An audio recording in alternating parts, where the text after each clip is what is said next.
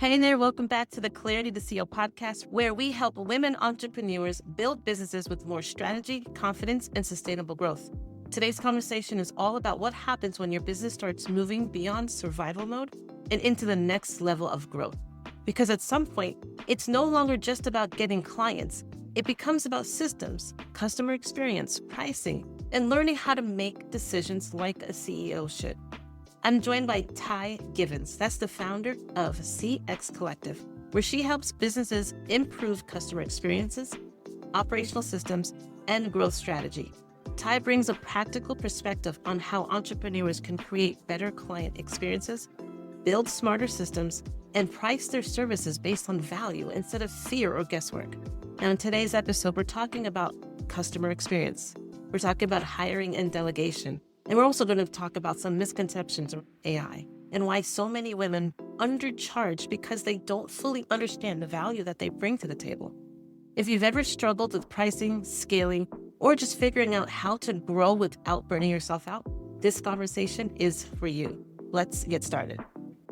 Hey, ladies, I am so excited to welcome Ty to the show today. I've had the pleasure of meeting her already, getting to know her a little bit, so I'm excited for today's conversation. So to kick off, can you please introduce to all our listeners who you are and the value that you bring to the world? Yeah. Hi, everybody. My name is Ty Givens. I am founder and CEO of CX Collective.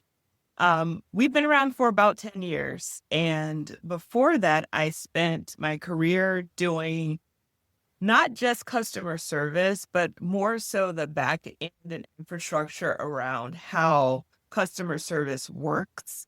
So I've got a really good background in the infrastructure that you will need to build into your business so that you can scale and not have to hire people at the same rate as your revenue as you grow.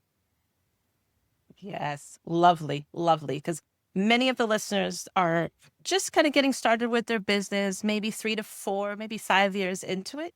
And Okay. so they're hopefully getting ready to start hiring some people, needing to know what that looks like, how Yeah. to scale going forward. So this is a great conversation. So one of the Perfect. things I'd love to talk about, because we talked about it before, which was how different the business becomes when somebody moves from startup mode into that growth mode. So what are some of the Yeah. biggest shifts entrepreneurs need to make when they move from doing everything themselves to building that scalable business? Yeah. Okay. So first, everybody, I'm going to be so transparent because there's consultants who tell you exactly what to do, and then there's people who are living it themselves, and I'm living it. So what I'm telling you comes from what I deal with still at this point. So if you're anything like me, you started out as a solopreneur and you did everything, or you do everything, and if you're anything like me also, if you do bring on help, you have this expectation that they're able to almost read your mind and determine how much value they're going to add without you having to say much. And I'm here to tell you, I'm sorry, it does not work that way. Yeah. One of the main things that I think is going to always be useful for people who are moving into uh, growing and needing to impart knowledge on others is whatever it is that you need done. If you can't afford to hire an expert who can do it for you, because many of us can't, and I get that, the thing is you need to do it yourself first. And you need to Mhm. do it yourself first, and you need to go through it so that you can understand all of the ins and outs of the challenges and the obstacles, and you can then outline exactly what you need. I would say that's one of the biggest things. If you're leaning on AI, which most of us do, I do in a lot of ways, like I use AI to be my expert in spaces that I don't know or understand. Um, AI is the same as an eager employee who wants to help you but doesn't have all the parts. So it's going to tell you, yeah, when it should be a no. It's going to say, I can do that when it can't. So Yes. it's really important to start from a space of understanding what does success look like for you. And I recommend keeping that documented somewhere because there's going to come a point where you're going to want to hand that off to somebody and you're going to want them to be able to execute for you successfully, but you better define what that is first. Otherwise, telling someone to use their good judgment can be a very scary thing. Yes. Yes. I love that. What I really loved was the part where you were mentioning about learning all of the parts of your business first before hiring somebody. Because even if you can afford Yeah. to hire somebody, I feel like it's still so important for you to understand that, because if for any reason you need to part ways with that person that you hire and there's a Yeah. gap in between the next person, that could really be detrimental to your business depending on the position we're talking about. So the more you know about what each person is doing, the value of their role in your business, the processes that they're, implementing, how to do them, the stronger CEO you're going to be for your business, the better leader you're going to be. Also, it's going to help you empathize with those people, those roles when they need your Mm. help and support. Because if you know what it is to do that role, you can tell when somebody might need extra help or they're struggling. If you don't know what they're going through, you might not see those signals to realize that your teammate needs help and they're just too afraid to ask for help. So So true. knowing those parts of your business is so important on many levels. Yeah. You're spot on. Yes. Yeah. So, and also a lot of businesses don't think about the customer experience in this Yeah. position. So we're talking about our team and how our team's expanding, but about the customer experience as well. So until something goes wrong, sometimes we're not thinking about what the customer's thinking and what they're going through. So what should entrepreneurs start thinking about regarding the customer experience, much earlier in their growth space? Yeah. So it's really important to identify your brand voice. And this is, I'm not a marketer, so when I say that, I'm saying it from a totally different perspective. But Okay. it's the idea behind what I'm saying is defining who you are and how you want to show up for people who've already purchased your services. So this is critical because as you do bring on people, they're going to need to know which perspective to speak from. Mm, So a lot of times the voice is probably you, the way that you care about the customer, the way that you treat the customer is what you're going to want to impart on others. So defining that very early is important. Knowing that you're dealing with people, which means that 80% of the time it's going to work and then 20% of the time it's not. And you need to have kind of a plan for that. yeah. So we can define the policies that, the traditional refunds or when you'll redo services, when you will, stop working with someone because sometimes we have to fire our clients. You'll have all that stuff defined. Yeah. Um, but you will also need to understand that there's going to be that 20% of the time where none of that stuff works because we're dealing with humans and emotions and all of the training in the world and the planning in the world is not going to be effective. I just saw this video today where a woman went to get her nails done at a Chicago nail salon. I believe she got a pedicure. And she decided for some strange reason, she gave her background. I won't go into that, but she decided that she wasn't going to pay. And the gentleman who was helping her, he was very logical in the way that he explained it and why it was important. And he was very even. And I thought like, wow, like what's great skill he's showing. But the reality is that some people are just bonkers. And so you're going to run into that. Okay. But as you prepare to grow, you have to think about what your philosophy is going to be. So, and also who your customer is. So is your customer someone who's going to want to self-serve? If so, you may want to go that route. A lot of companies will define that before they even know who the customer really is and how they behave. I don't recommend that. Yeah. Your customer will tell you. And then the other thing is once you're ready to have somebody start helping you, a lot of times people go for the really sweet and kind person who's great at, saying, I'll help you with that. And they just have lovely energy. And that's beautiful. However, a lot of times that is not the same person that can scale you. So what you actually want to do is if you're going to lean on, AI, we all talk about that, but if you're going to lean on that, you're going to want to build a knowledge base around how to service and support your customers. So think of it as like your FAQ. What do you do when kind of thing? Yes, you have to have your policies and processes documented. I know that's a nightmare. But if you do it one good time and you keep up with it monthly, you're golden because AI will do most of the legwork. And then what Yeah. you'll do when you grow, you bring in somebody who can actually manage and maintain that for you. And the job may not be as what's the word, inexpensive on the front end as Hmm. hiring someone who could just help out with customers. It'll be a little bit more expensive. But if you spend even 5 seconds doing a cost per contact calculation or any of those things, which I can I've shared links with you Yes, for please, that. because many people probably don't even know what that is, let Yeah, alone done it. So yeah, that'd be yeah. so good.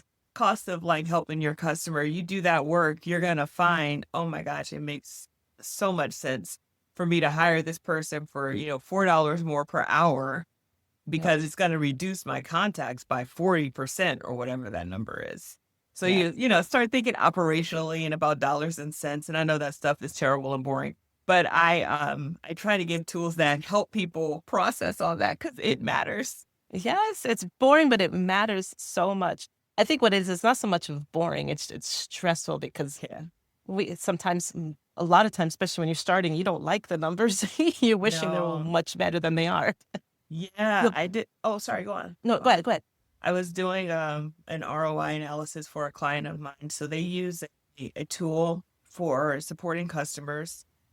It's called Zendesk. We do a lot of work with them. And so they have pretty high volume. They're doing, I don't know, maybe 10 to 12,000 contacts every month. And so um, Zendesk has rolled out this feature with their AI where it will automatically solve requests. So if the customer sends in a message to the chat and the chat is able to handle it and no ticket is created, the Zendesk is like, haha, now you owe us money. So my client is like, is this good? Should we be doing this? Because they're going to charge us, whatever this dollar amount is, call it $2 or $3. I don't know. Remember, but some number. Should we be doing this? And so the reality is that for what I know about the cost, not even the fully loaded, benefits and all that stuff cost, I'm like, well, right now we're looking at around $7 per contact. So if Zendesk is going to handle those for $2 or $3 each, you just saved $5 per contact. Yeah. But it's a lot of times people you mentioned something like people don't think about it until something goes wrong. You have to kind of like go into it and like bump your head and then you're like, oh. And so being able to have those numbers will give you so much peace of mind. And I Yes. try to give you like ways to find it without having to be a mathematician. Yes. Oh, I love that. I love that. And when I go back to something you said, because of course, me and my marketing mind, I perk up whenever I hear marketing stuff. So Yeah. I love that perspective of looking at branding as it relates to how you show up for your clients, Yep. that energy and that relationship you build with them and how you show up. Because that's the same type of impact I try to encourage my clients to think of branding, not just their logo and how things look, but how do people feel after they met you, or Mm-hmm. if they read something you did, or they watch one of your videos, that feeling that people are left with after they've encountered you, that's what branding should be about. Yep. So I love that it shouldn't stop once you've gotten them. It's like, once, kind of like relationships. Once you've gotten the girl, that doesn't mean you stop being a gentleman. Same thing. You have to, that branding relationship should continue and be consistent from pre contract to during your contract to Yeah. even after your contract and how you treat them. Um, One of the things I was going to ask too is, it's easy to get the perspective that we're saying all of this is positive things, like Yeah. creating a great client experience, but sometimes it also involves setting the tones and expectations. So, like, for instance, accessibility. Just because they're now your client doesn't mean that they can text you at 10 o'clock at night and expect you to be available. So Yeah. that might be part of that branding experience Yeah. of setting that tone of, yes, I am now, working with you, but I am not your employee. Yeah. Yeah. I usually do that conversation as a part of the kickoff. Yes. So I Yeah. tell them when we're in the office and when we're not. And depending on your business, we also charge a premium for after hours. Yeah. And I don't always force it because it is what it is. Most of the time I'm up and working before and I might be working after, but it is the principle and the point that, we have to rest too. You Yeah. deserve rest. And um, especially if someone's lack of planning, that should not always turn into your emergency. Yes. And Yes. that's not a bad thing to say, you know what, like or if you, I have two phones. Now I give my email on both phones, but yeah, exactly. But I may or may not look at my email at all, because we're not 911 emergency. And Yes. so there's nothing that's going on that we would need to drop everything for. And there Ex- are protocols and resources in place for our clients to have points of escalation. Now, they might like working with us because we're faster, but the reality is that, it's it's 8 o'clock on a Wednesday night, and yeah. I should be able to go enjoy my Wednesday night. Exactly. You Yeah, you have your own family and life that's to right. live. That's I right. have mine. My personal phone has no work stuff on it. Oh, My good for work you. phone has no personal stuff on it. And I have my work phone goes into do not disturb 5 o'clock. There you So go. I don't even know if it dings or not because I will see it in the morning. Exactly. You have to. That separation is so important. Yes. One of our clients, they will text, and we have a text, a business line text, and so their agents start sometimes at 5 a.m.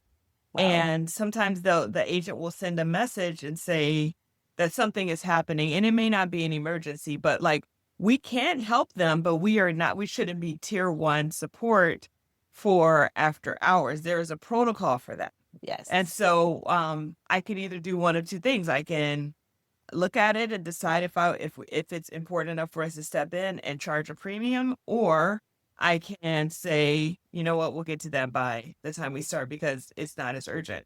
Yeah. The reality is that you being available all the time and doing things all the time, it doesn't actually make you more valuable. It just makes you more tired. They're still going to see you the same way.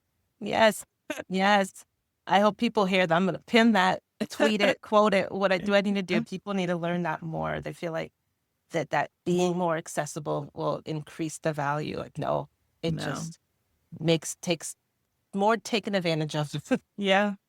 Yeah. So we are talking about ROI, Okay. and I love this conversation. You had such an interesting perspective on pricing services based on ROI and Yeah. value instead of just the hours worked. Yeah. That is something a lot of especially service-based business need to learn, that just because hourly based pricing can definitely get you in trouble, especially if you're efficient at what you do.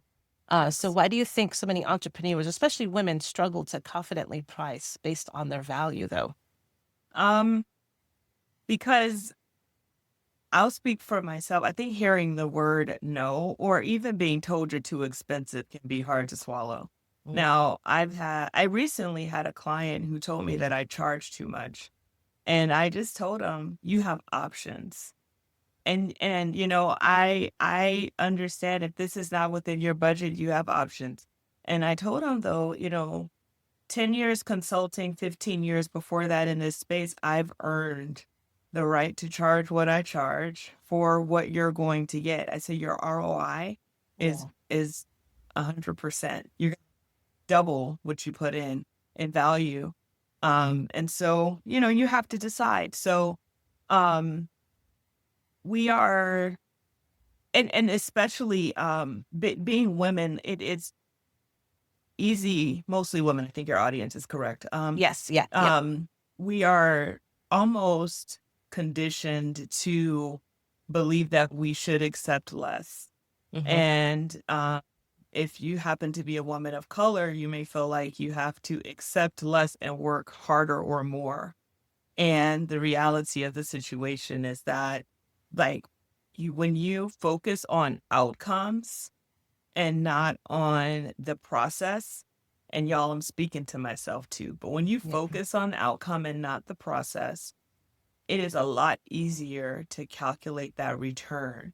Yes. So with the work that we do, like we're working on a service for businesses that are inundated with messages from potential customers and or customers, Mm. and focusing on the value of the lead. So if you get, 100 contacts in a day, hypothetically, and 50 of those are leads, and those 50 are worth, $100 each, right? So, okay, now we're looking at like this value here Yeah. that, roughly 5K. Like, what am I going to do with that value? Like, I could be answering those, but I keep missing them because I'm over here doing this or doing that.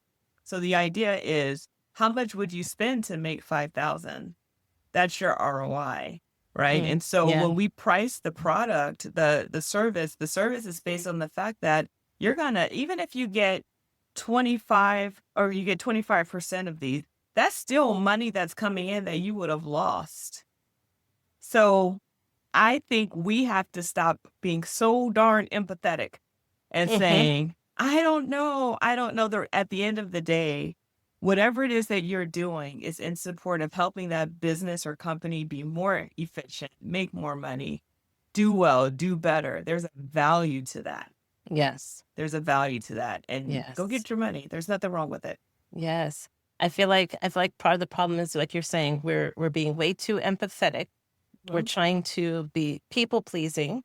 We're trying to create prices that are going to make people feel comfortable, and mm, it's based on emotions, not based off of the data of what it is that we're doing. yep. And oftentimes too, I think what we fall into the trap of. I think women, and I don't think many men are going to argue against this. I think women are just much better administrators. Yeah. So a lot of when a service-based business, a big chunk of what you do for a service-based business is administrative, up to you get to that point where you're executing the actual strategy or whatever it is Yep. that you're delivering. A lot of it is administrative, Yeah. and we're good at it, and Yeah. so we see it as just it's just who we are. It's just second nature to us. It's not necessarily work. It's just something that needed to get done. It wasn't work. So we don't value that because it took no effort for us to do. Yep. While when you think about, if we didn't do this, how much time and effort would have taken the person that is hiring us to do it? Yeah. Like, Yeah. what took us maybe 5 minutes to do would probably take them an hour and a half, 2 hours to do. That's Exactly. more of the value that we're providing. It's not that 5 hours of effort we Yes. executed. It's the 2 hours that we're saving them from. Yes. I think it's so important. I would love to know, for somebody who's listening and wants to move towards that value-based pricing, away from hourly pricing. You mentioned a few things to think about. Are there any other factors that they should consider beyond the time spent? I love the value, looking at the value, but is there Yeah. other things like overhead and other costs that they should be calculating into this Yeah, number that they come up with? definitely. And I'll use the example of we do, for some of our clients, we'll do maintenance on like their help center. So like, let's say that we launch an AI feature for them. We will maintain it and monitor it and things like that. Instead of worrying about how much time it takes us because we're the experts at it, kind of like what you just mentioned, there's the it's intuitive, it's second nature, it's invisible labor. It's the stuff that we just know to do, that we Yeah. even have to tell them to do. Yeah. We don't focus so much there. We focus on how are we impacting the value or the costs that they would be paying for their contacts. Yeah. So when you're working with a client, depending on what it is that you're offering for us, it's, usually support related. So that's why I focus a lot on cost per contact, but you'll have your own metric. And for us, when you mentioned overhead, overhead includes so many things. So, Yeah. to get a fully loaded cost, we might look at the benefits that they're paying their employees, including bonuses and things like that. We might Yes. look at the cost of the rent, in that location and what percentage is allocated to this particular group. We would look at recruiting costs. We look at so many different things, onboarding costs, how much time is their trainer spending getting those folks up to speed. There's so many different attributes that you could be using Yeah. that could go into valuing, the work that you do, that for, like you mentioned, for some of your clients, it's just stuff that they either don't think about, or don't even know to think about because it's Yeah. really easy to oversimplify what you don't understand. Yes. Yes. That's so good. And then that will give them a couple things and different ways to look at just the whole system as a whole Mhm. instead of looking at just the isolated things that we tend to do. Because I think we're getting better looking. Yes, we've definitely mastered looking at our hours. Yeah. We're getting a little bit better at kind of measuring the value that we're giving. Yeah. But then there's still other additional factors that should go into this Yeah. to help us run the business. Yeah. This is a business and we're not here to make friends. We need it. That's Making right. money is part of the business. And so That's right. and not everybody's going to be able to be your client if your budget is just Yeah. doesn't meet their needs. We just Yeah. can't get into that trap of constantly lowering our rates just because we So want to true. please somebody. So true. Now, I love this part of the conversation. You were mentioning AI because, yes, Mhm. I'm a huge fan of Yeah. incorporating AI into my processes and systems as well. Yes, it helps me write some things a little bit here and there, but more of the business operations side of things. So as AI is becoming a bigger part of business operations, many companies are starting to adapt it, but there's also still a fear and a confusion around it as well. So what are some of the biggest misconceptions that you're hearing out there that entrepreneurs have about AI and any like automations that they're using right now? So they actually think that AI is a set it and forget it thing, and it is not. Mm, I saw something. I wish that I could cite the article, but what they said is that companies have already exhausted their AI budgets for this year, thinking that it was going to solve so many issues, and it has not. I've also seen yeah. reports that um, the AI utilization costs have exceeded the cost of human support in some areas and have not been as effective. So people, we are still very Mm, valuable.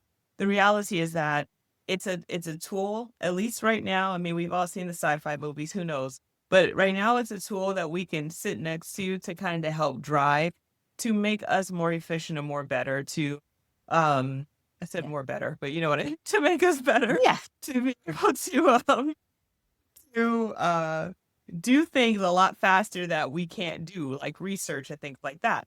Um, there is I we have to create a knowledge base or base. Knowledge base is what you'll hear most often Yeah. from which AI will operate. And then you have to teach AI how to use your voice. You have to give AI guardrails. The Yes. nice thing is that most of the time, it is going to just do what needs to be done. Most of Mm, the time. But there yeah. are gonna be some times where it's gonna appear to be a little drunk, to be honest with you, and you're gonna be like, "How did you get that?" So there always needs to be some level of oversight, and I think that that kinda shifts away from being the person who does it every day. You know what? AI is very instrumental in helping you move from solopreneur to entrepreneur because it's Yes. you're Yes. doing the work every day, and then now you have to tell someone else how to do it. AI should be your first test on that. And it'll also tell you how strong you are at communicating and how strong you are at requesting things because it'll give you what you ask for, and you're like, wait a second. I've had to eat so much humble pie because I was like, all this time I thought it was everybody else, but it's really just me and how I communicate. That is a good point. That is a good Yeah. point because communication is key, especially, Yeah. marketing. Getting that message out there and you think you're saying one thing, but oftentimes I'm realizing because it's so uh it's second nature to us. Yeah. Our expertise, what it is that we do, we're in it every single day. So there's things that we know that we have put A, B, and C together so we can skip from A to D Yeah. because it's just fluid to us. Everybody else, though, they need A and then B. Yeah. Hold on, let's pause for a second, review A again. Okay, now we can go on to C. Okay, wait, let's put A and B together now, Mhm. and then C. Yeah, they need that time together, and we're forgetting that not everybody is where we are. So we have to watch how we communicate, especially if we're trying to market ourselves to our audience, market the True. value of what we do. If we're trying to, if we say that value in a way that goes over their head, Yeah. we just lost our audience. Yeah. Yeah. Yeah. And it happens fast. Yes. Yeah. But this conversation about AI, adding that in there, getting some delegation done and asking it to do things reminds me of another question that is moving that team from solopreneur or, getting, adding some people. So what are some ways that they can?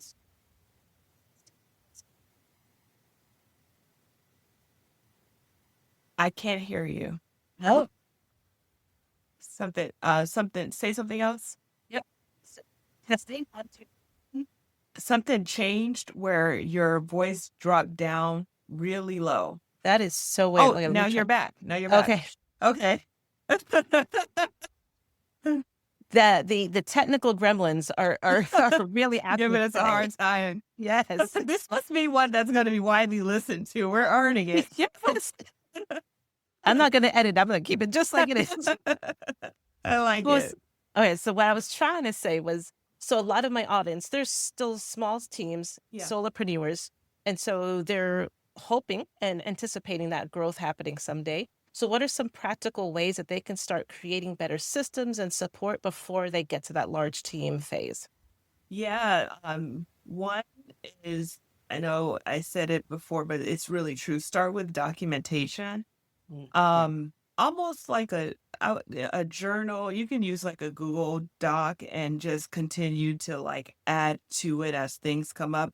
The beauty of AI is that you can kind of like write whatever you need to write in there and let AI make it pretty for you. Yes. But dump your brain as far as like what you want or expect out of the company.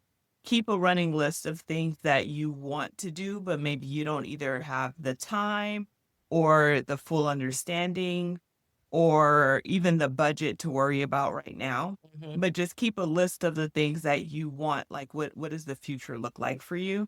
Um, or I wish I had fill in the blank. I wish someone had someone who could do this. I wish I had someone who could do that. Um, always, always, always though, be very clear about what it is that you need, because if you don't, someone else will clarify it for you. And then the next thing you know, you're purchasing something that you didn't even need because Yes. someone told you that you needed it in a very convincing way. Yeah. So always be clear about that. When it comes to systems, a lot of the systems that have a lot of add-ons are, kind of good at a lot of things. But if you want something that's really solid, you want to go kind of narrow to just that space. But please understand that every system or tool that you add on is going to require you to become some kind of subject matter expert in some capacity to manage and run it. The Yes. system is not going to run itself. Yeah. And that's one of the opportunities with SaaS companies. I'm like, yeah, I need to also like, bring along a person to run it because you sold me on it and they paid all the money to get it. And now it's like, somebody needs to operate this thing and I don't have time. Yeah. So think about that. And then also early on, don't do anything that's not gonna I have two rules. Don't do anything that's not gonna bring you more money. Two, don't do anything more than what your customers expect you to do. Forget Yeah. what you think you're supposed to do. Forget it. You'll be chasing that tail forever. What do they expect you to do? And Yeah. once you finish that, then is this going to bring more money for the business? Yes. Okay, great. Because, you know, operating a business ethically is way harder. If you're really good at what you do, it is way harder to get clients than people who suck at what they do because their gift is gab. And Hmm. so they can go and talk and they could sell you what does that song say? A beach house in Idaho. They can do that.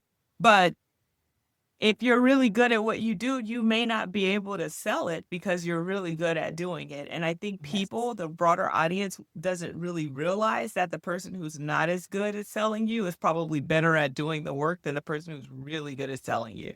Yeah. So, Yeah. but you do, sometimes we need someone who's good at having those conversations, but manage your brand. Even for me, anytime I've hired an agency and they're like, "Oh, we're gonna do any reach out for you." Oh, okay, I need to read everything because my name's on it. And when you go your Yes. Yeah. way, I need to make sure I sound like me and not like, some car salesperson. Exactly. No harm, Yeah. no foul, but you guys get where I'm going. Maybe things have changed. I haven't bought Yes. a car in a long time. Yes. But yeah, that is so true. And I wish more and more people would do that because, yeah, it's so easy to hire social media manager, just come in and take, just do it for me. But yeah, they don't know you. They don't know your business. They don't Yeah, know the value. I mean, they sure can make it up. They can use AI they and make will. up some stuff Yeah, and get some posts out there. That doesn't mean it really reflects your business. true. So a lot of the stuff that you were mentioning in this last question, it's probably going to lean towards this answer as well. But let's see if there's anything else you can add to it. So a lot of what I try to get my clients and audience to shift towards is that CEO level type of thinking, how to make Yeah, decisions like a CEO. Oftentimes when we start our business, we're doing all the things, and unwillingly, we are operating as employees of our own yeah, business. And we need to get to that point where we're making decisions like a CEO. So what's one mindset shift entrepreneurs need to make if they truly want to operate like a CEO instead of constantly reacting inside of the business? yeah. Get clear on your why. I would Yeah. say get clear on your why and bring everything back to that. If you Yes. can, is this in Yeah. support of what I'm trying to do? Like for me, when I started this business, I started it because I had worked in so many companies um, when I was younger that had lots of money and could do all of these things and had all of the right systems and tools. And that was cool, but I didn't have enough space to be creative and make new mistakes. So I didn't love that.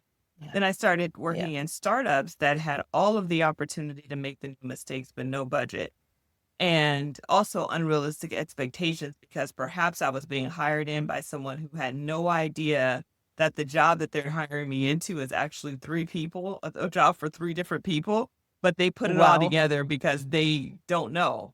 And so anyway, I decided that I was going to create a company that was going to kind of meet in the middle. So, we want to have all of these different things done. However, we don't have the budget to hire full time for each of those roles, but we want the outcome for each of those roles. So, whenever I'm doing anything, I'm thinking about, does this fit into why I started this? And if the Yeah. answer is yes, then I can continue going. The other thing Yes. too is you mentioned like being really good at doing the work too. Realistically, a lot of the CEOs that we see for Fortune 500s or larger companies, they're not that good at doing anything. They're really Mm-hmm. good at being visionary and having ideas and motivating other people to do it for them. Yeah. And I still work on that because I'm good at doing things. And unfortunately, it helps me because I can get a lot done. It hurts me because I can get a lot done, which means that Yes. I work at on everything a little bit instead of really being laser focused on one thing. So I would say to one, try to get to a space where you can observe from 50,000 feet instead of boots on the ground. And that's going Yeah. to take time. But until you get there, just bring it all the way back to why am I doing this? Yeah. I sometimes I don't know if I scare some of my clients away Mhm. or potential leads away, but I mention that as the CEO of your business, for many of us as solopreneurs or small teams, we are doing everything. Like Yeah. we're serving our clients and we're running the business. That's not what a CEO does. A CEO True. runs the business. So Yeah. if you're really passionate about being there with the clients one to one and hand boots on the ground, then you need to hire a CEO for your company so they can run the company and you can continue doing your work. Yeah. Otherwise, you should be working towards building a system that allows you to not be with clients so you can run the business. The Yeah. CEO is not hands in there. They know everything because they served the roles. They've Yeah. they've walked the path. They know what's happening, but they should be at a point where they're no longer the ones that are in, they're not the plumbers, they're not the electricians, they're not the accountants, they're the CEO of the company. They're the creatives and the ones Yeah. doing making sure everything is getting done. And some people are like, but no, I started my business so I could do this. And I'm like, okay, great. Then hire a CEO for your company. Yeah. That's If you want to grow it, and that's good. And I'm taking that and I'm taking that in as well, because you're right. I think that we get so attached, like, likely you started your business because you're really good at something and Yeah. you found that other people aren't as good at that thing. And so now you're doing it, and then but you're trying to wear all these hats. So I always talk about working in the business and on the business. Yes. And doing both is very, very challenging. And so one of the things I'm trying to work towards is taking my hands out of the day to day, but it's scary because it's so close to me that what if Yeah. somebody does something wrong? But you know what? We make mistakes every day and we're still here, and people are going to mess up. Yeah. Correct it, move on. Yeah. And sometimes we need to accept that the way that we're doing it may not necessarily be right. The way Yeah. that they doing it may be different than yours, but doesn't mean it's wrong. It's just not the way you Yeah. would have done It's it. just different. It's Yeah. different. Yeah. Yes. Well, I really, really love this conversation, Ty. I Me too. appreciate you coming and Thank you. taking your time, sharing your wisdom, your expertise. Please make sure that everybody knows how they can connect with you further. If they're able to work with you, how can they do Yeah. that? All the good stuff. Yeah. Please visit cxcollective.com/tie. That's going to give you everything you need.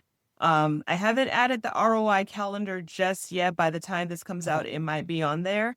Yep. But my email's on there. You can you can add me on LinkedIn. Just shoot me a message. I answer all that stuff. And whatever it is you're trying to do, I'll help guide you the best I can. I have a lot of free tools and resources because I just want to help people. So I'll point you in that direction. Perfect. Awesome. I appreciate it. This has been great. And I hope we have another conversation again soon. Me too. That'd be wonderful. Thank you. Thank you. Thank you, Ty, so much for that practical and insightful conversation. I think this episode is going to challenge a lot of women in a good way to think differently about their pricing, their systems, their customer experience, and how they lead with business overall.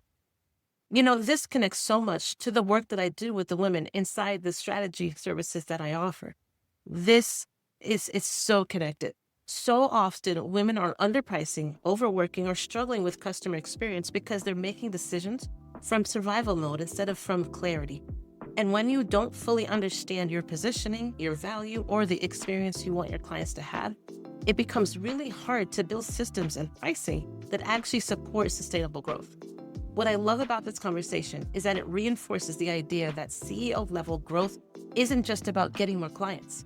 It's about building that structure, the pricing, and experience to support the business long-term. Because clarity isn't just about marketing, it's also about understanding the value that you bring to yourself, to your clients, and the experience that you create for your clients. And also the systems that you use that's required to support the growth that you're experiencing. And when strategy, operations, and customer experience start working together, scaling becomes way more sustainable. Now, before we close today's episode, I have something very special to invite you to.